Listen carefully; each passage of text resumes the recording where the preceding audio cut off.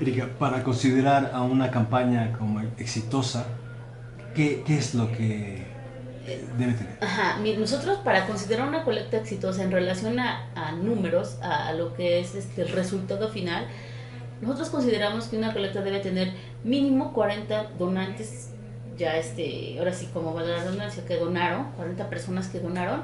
Para que eso suceda, en la colecta debemos de tener una captación aproximada de 70 personas, considerando un rango de rechazo.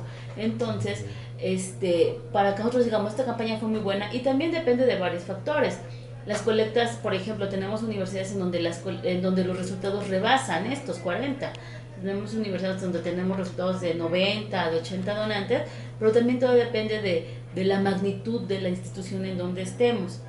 ¿Sí? Pero a partir de que, digamos, tuvimos 40 donantes, para nosotros es una colecta exitosa, Exitosa. exactamente. Y yo creo que también valdría la pena decir que las campañas tienen dos objetivos. Una, bueno, pues que tengamos sangre suficiente, ¿verdad? Y la otra es educacional. Desgraciadamente no tenemos la cultura de la donación en nuestro país. Entonces estamos creando esa cultura a través de todo este tipo de cosas. A lo mejor ya no vemos nosotros el resultado de todas esas campañas. El éxito de una campaña no depende ni siquiera de la cantidad de unidades que recojamos, sino de esa promoción que se hace y que se va haciendo conciencia cada día a través de esto, de que es necesario que donemos, no nada más sangre, órganos, el día de mañana. Todos, en alguna época de nuestra vida vamos a necesitar sangre, ojalá y nunca, pero no sabemos cuándo la vamos a necesitar, ¿no? Entonces, ese es el verdadero objetivo de esto, es crear la conciencia a la población de la necesidad de donar sangre para otra persona. Tener como aspirar al modelo de Reino Unido. Del Reino Unido, ¿no? De la comunidad europea, donde la mayoría son donantes voluntarios. De alguna ocasión escuché de un colega que tal vez Europa es más susceptible a este concepto porque sufrió una guerra. Y bueno, una guerra significa personas necesitando sangre. A lo mejor probablemente eso pudiera ser. Bueno, yo creo que nos lleva mucha ventaja en todo, ¿no? Desde luego las guerras nos han enseñado mucho en la medicina, en la cirugía, en todo lo que ustedes quieran. Las guerras nos han enseñado mucho. Sí han sufrido guerras, pero también la gente como que tiene un poquito más de cultura en el sentido de darse hacia los demás, ¿no? Aquí creemos todavía que nos va a hacer mal el dar sangre, etcétera, cuando la licenciada les hablará sobre aquellos tabús que la gente tiene, ¿no? Para la sangre. Bien. Erika, doctor, ¿cuántos donadores de forma mensual se captan en el Estado? En el Estado, un promedio, bueno, en el Estado, en este momento no tenemos las cifras de todos los bancos de sangre. Sin embargo, el año pasado, por ejemplo, cerramos con 62.580 unidades. Te puedo dar la cifra de lo que tenemos aquí, Sí, por favor. que son 23.599 hasta el 30 de septiembre, unidades captadas, ¿no? Y creo que esto no, nos ha permitido poder ser autosuficientes en un momento determinado, sin que tengamos que recurrir a algunas otras partes de la República, ¿no? Con este intercambio. Al contrario, creo que nosotros hemos ayudado en algunos casos a todo lo alrededor: Morelos, Tlaxcala, Hidalgo, Oaxaca, Veracruz, Guerrero. Somos un centro de toda esta región. Entonces, pues debemos ser autosuficientes. ¿Y eso se debe a la cultura que está permeando a la población? Desgraciadamente nada más tenemos el 6% de donación voluntaria de todas estas unidades, ¿no? La labor la estamos haciendo, la labor tenemos que llegar, y lo hemos platicado la licenciada y un servidor en esto, en que tenemos que llegar a las primarias, a las secundarias y a las prepas. Ahorita hemos llegado a las universidades, donde ya son mayores de edad. pero en las primarias o en la secundaria es donde tenemos que hacer realmente la conciencia y el trabajo de sensibilización para la donación. Porque cuando están en secundaria y primaria aún no son personas para... No, todavía no, pero mira, por ejemplo, tuvimos un caso piloto con una trabajadora social, la cual fue a un kinder, ¿no? Y entonces les habló a los niños, les enseñó las bolsitas de sangre y les dijo que convirtieran a sus papás en héroes y que los estimularan para que fueran a donar y se convirtieran en héroes. Entonces, a través de ellos, algunos llegaron a donar, ¿no? Entonces, queremos llegar a eso, o sea, a que el niño, que la persona vaya creciendo con esa sensibilización, de que es que a lo mejor el día de mañana no sabemos quién vaya a necesitar un riñón, un corazón, una córnea, etcétera, ¿no? De acuerdo. Doctor, entonces, profundicemos en esos factores. ¿Cuáles son los factores que impiden que la gente no done sangre?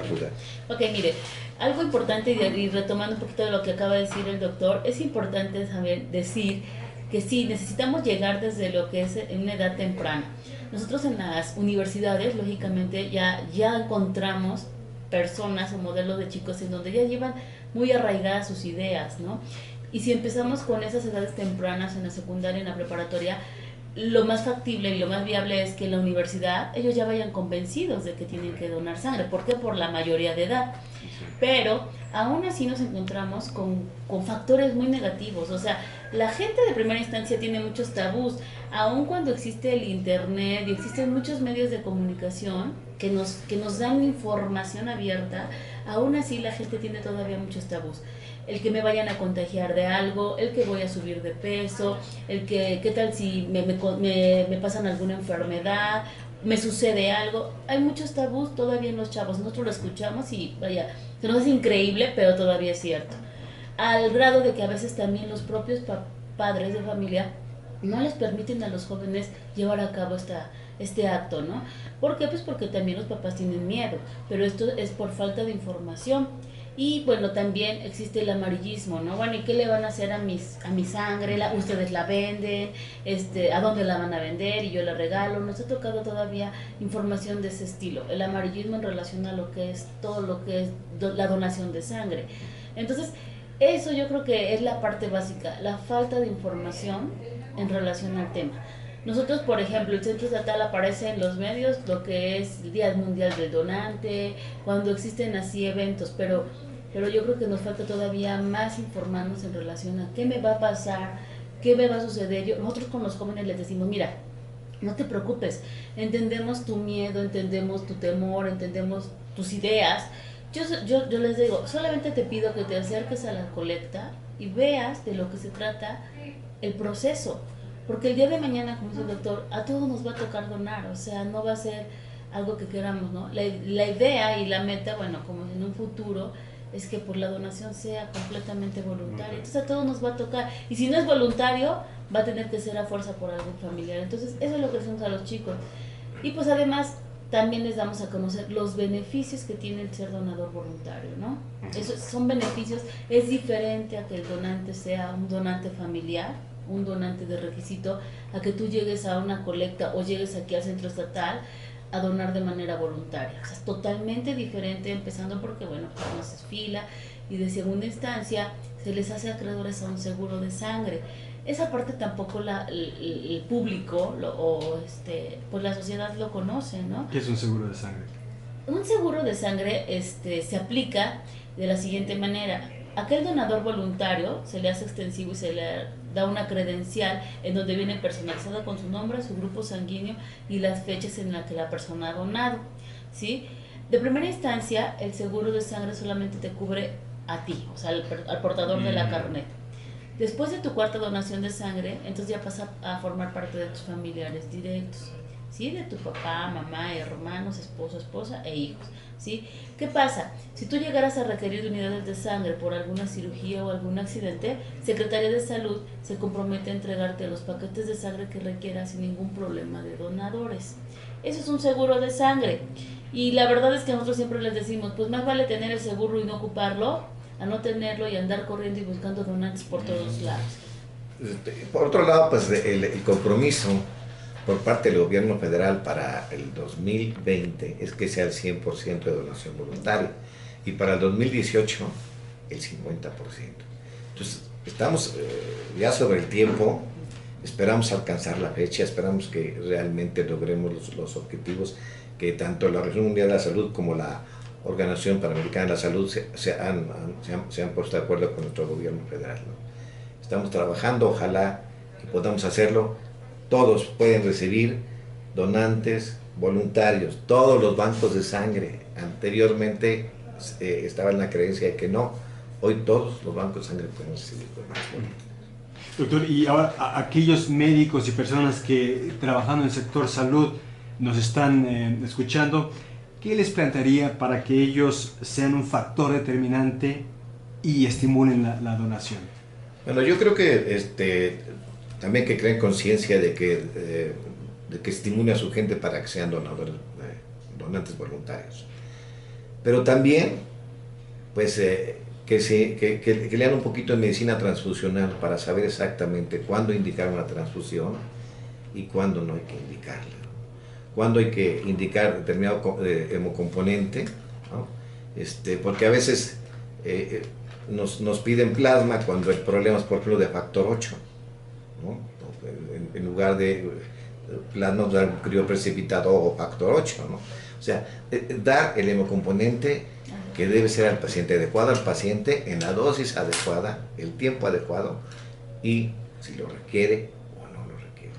Creo que eso es bien importante. Yo invito a mis compañeros médicos a que creemos esa conciencia, a que se acerquen con nosotros, a que con ustedes mismos en su banco de sangre, a que tengan esa comunicación entre el banco de sangre, que ya no es un pasador de sangre, ya el banco de sangre actualmente no es una miscelánea donde puedas llegar a decir, me da 2 bolsas de O, 3 de A, 5 de B, ¿no? Creo que ahora tiene que haber una comunicación entre el médico tratante y los médicos y los químicos que están en la medicina transfusional para que, viendo el caso del paciente, puedan indicarle lo mejor. Qué interesante, doctor. Doctor, Erika, ¿existe alguna pregunta que no hicimos, pero que debimos haberla planteada para su debida respuesta? Bueno, las preguntas son muy amplias en esto de la medicina transfusional, ¿no? Yo creo que cada año les mandamos a todos los bancos de sangre un calendario donde les especificamos los cursos que vamos a tener durante el año para químicos, médicos, enfermeras y para trabajadoras sociales, ¿no? Creo que eso es bien válido a que lo tengan en cuenta y nos manden a su personal. Los cursos no tienen costo, es normalmente de una semana y creo que si nosotros seguimos capacitando gente, esa gente va a capacitar a más médicos o más químicos o más enfermeras o más trabajadoras sociales y vamos a hacer de la medicina transfusional realmente el lugar que le corresponde, ¿no? No como antes en el oscurito y ahí atrás abajo de la escalera cerca de los baños, ¿no? Hoy tenemos equipos que en realidad son de última generación.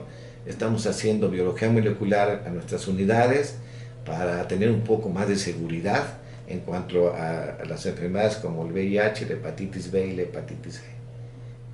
Eso nos da un poco más de margen. O sea, ¿qué es lo que hacen este tipo de estudios? Bueno, pues lo único que van a hacer es que ese periodo de ventana que tanto hemos oído hablar de las enfermedades, en el caso de la hepatitis C, de 41 días o 42 días o 45 días, lo reducimos a 12. Pero todavía hay 12 días, ¿eh? O sea, por eso es que no podemos hablar de que hay una sangre totalmente segura. Entonces, recomiendo a los médicos que evalúen a su paciente y que vean el costo-beneficio de lo que pudiera pasar en una transfusión. Y bueno, pues por mi parte, yo creo que algo importante que mencionar es hacerle la invitación a todo el personal médico, a la enfermería, a todo el personal de salud, en primera que ellos donen, ¿no? Porque a veces los mismos médicos todavía tienen creencias de que como somos personal de salud no podemos donar, ¿no? todavía existe esa creencia. Yo los invito a que participen donando sangre de manera voluntaria y pues de segunda instancia que nos ayuden a promover la donación voluntaria de sangre. De verdad este es un trabajo muy fuerte, muy duro, pero es un trabajo de todos. Nos toca a todos promover. Aquí en el CETS estamos con la mayor apertura para que pues, podamos llevar a cabo a lo mejor colectas, para que llevemos esta información a los lugares en donde a veces no podemos asistir. Yo les invito a que participen, que unamos esfuerzos para que esas metas nos toque verlas todavía y bueno, podamos decir esto es el resultado de un trabajo en conjunto. Doctor Castilla, Erika, muchas gracias por su tiempo. Estamos para servir. Muchas gracias a ustedes. Muchas gracias.